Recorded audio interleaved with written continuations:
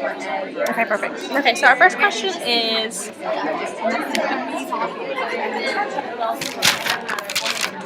These are your notes, these are notes, not the questions. Oh, sorry. So, our first one is, how do you see the impact of families in the community in your classrooms? How do I see the impact of families and community in your classrooms? Like, how do I see how it affects? Or lack of. Well, I mean, whether there's lack of or whether there is, a great deal of involvement, you can tell by students' performance academically and behavior-wise. I mean, when the parents don't check emails or check your website or check parent portal, you're not staying on top of your child, and it takes a village. It can't end at the door. So, I mean, you notice it through academics and behavior, for sure. Whether it's positive or negative. Yeah. And then I know that you mentioned parent portal and emails on your website. Is there any other way, if I was a parent, that I could get involved in your classroom? Oh, yeah. If you email me, I mean, I'm not at my computer. I'll check it during lunch or during specials, or if I get a break during centers, or if the students are testing. But the quickest way would be email. I send out a weekly email every week, which tells the parents what their child will be doing in class every day. It tells the parents what tests they will have each week. Let them know what their homework is each night. And I even post hard copies. So I send out that email, and then the same information is on my website, which I update weekly. And I post hard copies that are passed out to students. I post that on the internet as well. That way they can have an electronic copy, because the kids lose things even in 5th grade. Yeah. So, I mean, all you have to do is check my website and check your email, and you're good to go. Yeah. I mean, of course, you can call the school, but the quickest way to get in touch with me would be email, because it's a community thing, and I have kids. Have you always taught 5th grade, or have you taught? No, I was too scared to go above 2nd grade. I never thought I would want anything above 2nd. Taught 1st grade. I got hired on and let go in the same year, because it was when Muskogee County had their huge budget cut, and they let go of 130 employees, I think it was. And the first to go were the late hires. Well, I didn't start till mid-year. I was a late hire. So after that, I was kind of discouraged. I was like, well, maybe I'm not supposed to teach. But then I started teaching pre-K at the Child Care Network, and then I got my job here, and it was 5th grade, and I couldn't imagine going anywhere than 5th grade. It worked out. I mean, it's crazy how things work out, but yeah, 5th grade hasn't always been my grade, but I love it, and of course I would if I had to, just like I went to 5th grade. Yeah. But I love it. So, from being in 5th grade and also having lower grades, is there still an importance in community with the parents and with the student, even at the higher level? Oh, yeah. Yeah. Oh, yeah. It doesn't stop. I mean, you would think that in 5th grade that they would be responsible, but with the 21st century, these kids, it's like they need constant reassurance and redirection, even at 9, 10, 11 years old. I mean, they are very really, I think they don't realize that, they don't think they have to be held accountable. So they don't have a sense of responsibility. Yeah. So yeah, it's very important that we have that parent involvement.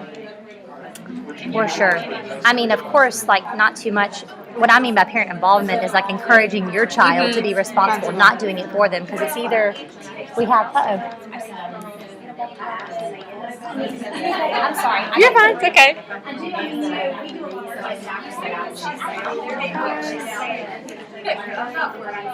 Awkward. Is it working? Yeah. Sorry, I just had that question. I'm sorry I asked that. I just thought it was okay. a I don't care.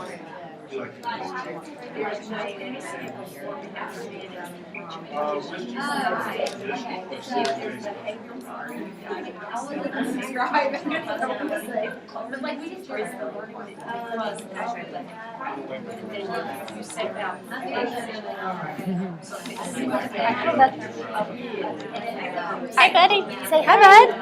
Hey. Sorry. No, it's fine. Oh, what you got? Is that a... What does Aunt Kim get you every time she picks you up from school?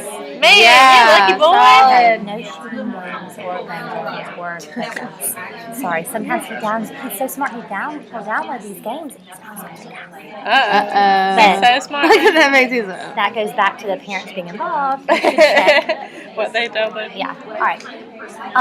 Okay. So sorry. you're fine. That last question, I don't remember what it was. If I'm being honest. I think we answered it. Yeah. Okay. So, yeah. And so this one, we moved on to like the set of your range of your classroom. So like, how do you see the way your classroom is set up affecting how you teach? Well, I do a lot of collaboration and group work, so I have it set up where students can get in small groups. I usually have like a whole group introduction, and then Monday through Thursday after the introduction, they do a center a day. And I just have it set up where we can still have whole group instruction, but it's also feasible for small groups as well. And independent work. On Fridays we test.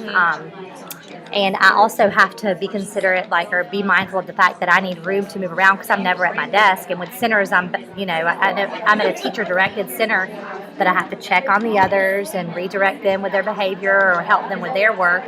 So I also have to make sure there's enough space for people to get by, and you have to consider kids that are disabled and in wheelchairs. You have to have room for them to get by as well.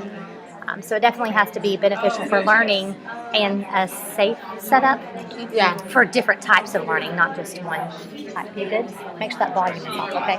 Thank you.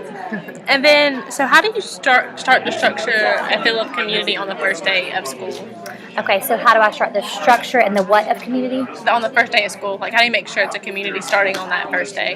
It's all about rapport. The kids, whether you believe it or not, whether you have that child where you feel like you aren't making a difference even on day one, it just starts with rapport and letting them know that you care. Even if they still respond like it's not making a difference, it just boils down to letting them know, okay, even though I'm strict, you have to let them know. Let me start over. You have to let them know your boss before you can. I feel like you can get nicer as it goes. But you can't get meaner. Right. And you have to let them know who's in charge, when at the same time letting them know that you're this way because you care about their education and their growth as an independent and successful citizen. So setting the expectations high, academic and behavior-wise. I mean, it's reasonable, but high, and letting them know that you do care about them. Yeah. Have you ever had... Sorry. No, you're fine. You're good. Have you ever had a classroom that wasn't a community?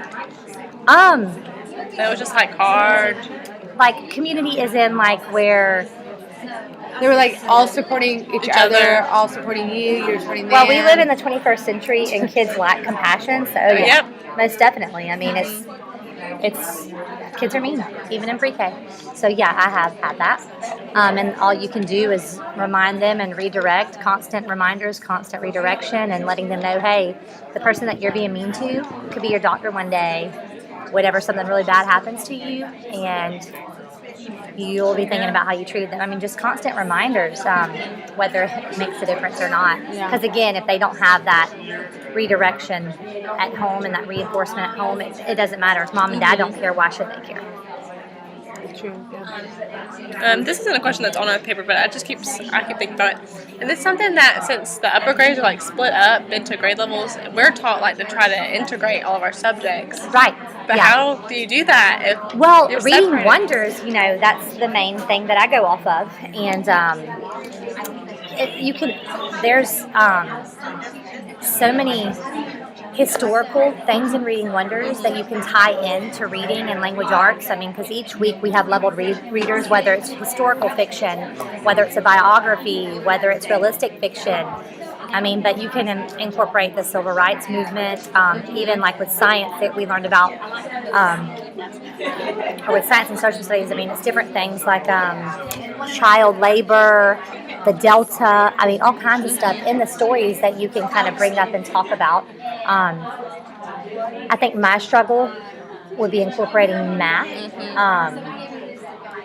but it's pretty easy with science and social studies. I mean, I don't have like a whole nother lesson on science and social studies due to time. It's not feasible, but I can at least say, hey, you've learned about this in Mrs. Marino's class. Let's talk about it some.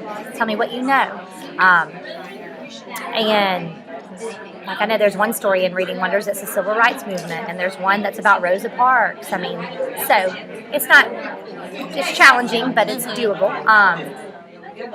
I know, like, though, with the other subjects, incorporating my my curriculum, it's mainly by, I know that Mrs. Marino, she'll incorporate parts of speech, and like she does a daily language review. Well, not a daily language review, but in the mornings for ILT, she'll have these informational like paragraphs for them to correct. So they're focusing on grammar and its history. And for math, they have to explain their answer. So they use the eraser strategy, which helps them cite text evidence and answer the question thoroughly. So that's a way that it can be incorporated in other classes, my subject. So you only teach social studies? Reading, I only teach reading and language arts. Yep. And how do you get students interested and engaged? I know, like in 5th grade, that's when like I feel like they're kind of starting to tune out of school. So like, how do you not let that happen? You get excited. They get as excited as you get. So you try to spice it up. Don't be too repetitive. They like consistency, and they like to know what to expect. But I mean, I use Reading Wonders for sure for most of my stuff, but I'll pick out the skills from Reading Wonders and kind of sometimes create my own activity, and just, make it as fun as possible, spice it up, and main thing, you be excited. If you're not enthused, they're not going to be enthused. And then soon, in like a couple years, we'll be first-year teachers. How do you think would suggest that we struggle or handle behavioral issues? How do I think you'll struggle? Or structure. Okay. So like for day one, how do you think we should handle and structure, like, not day one, our first year of teaching behavioral issues? So as a first year teacher, what advice would you give us to like structure and handle behavioral issues, like just within the first year? Goes back to from day one, letting them know, okay, these are my expectations, these are my rules, make them very clear. Go over them daily until you feel like, okay, the kids should understand them by now. And you have to be consistent. Consistency is key, because you will have kids say, oh, well, she's not going to do it, or I don't have to listen to her. Or if you do it for one student, not the other, it's obviously not fair. And the kids notice. They notice every little thing. So the main thing is setting those expectations, then making them clear. To the students, making sure they understand the rules and expectations, and then following through with them, and not letting up. And then they'll know. They'll know, okay, I can do this, or I can't do this.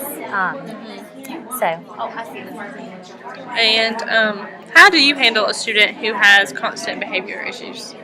Well, usually if it's something I can't control, then we would request a parent conference. You could seek advice from administration. Luckily, I have my other teachers, and I can go to them for advice. So parent conference, admin, or my co-teachers. And I do positive reinforcement and negative. I have containers, so I have 4 tables in the classroom, and each table has a number, and then I have containers with numbers on them, 1 through 4. Well, every time, one group does something whole as a team, like everyone has their homework, they'll get a pom-pom. At the end of the week, or whoever keeps up with their, weekly newsletter, everybody has it because they know they need it for centers.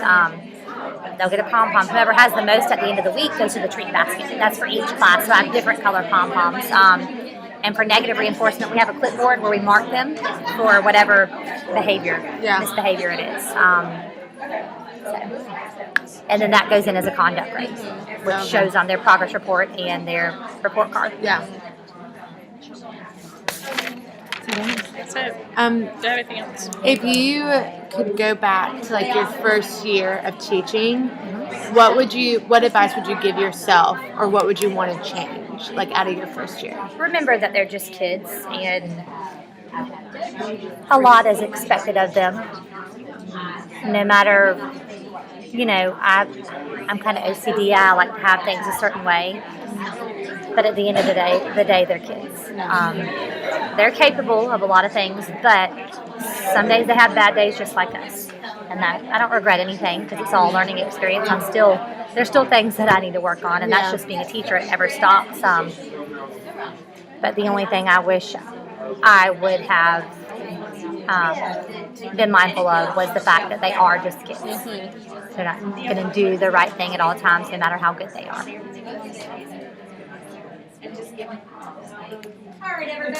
Perfect. Yeah, perfect timing. Thank you so much. You're welcome. It was nice to meet you. It was good meeting you. Good luck with everything. Thank you. Do you have anybody else? Or Were you the only one? I think so, but I don't know who.